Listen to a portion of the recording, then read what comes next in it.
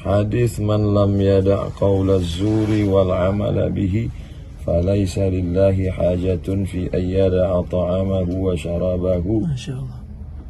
Barang siapa tidak meninggalkan kata yang dusta dan diamalkannya dengan dia, maka tiadalah pada Allah Ta'ala sesuatu kehendak jua pun bahwa meninggalkan makanannya dan minumannya itu. Bahasa Melayu yang sangat asli.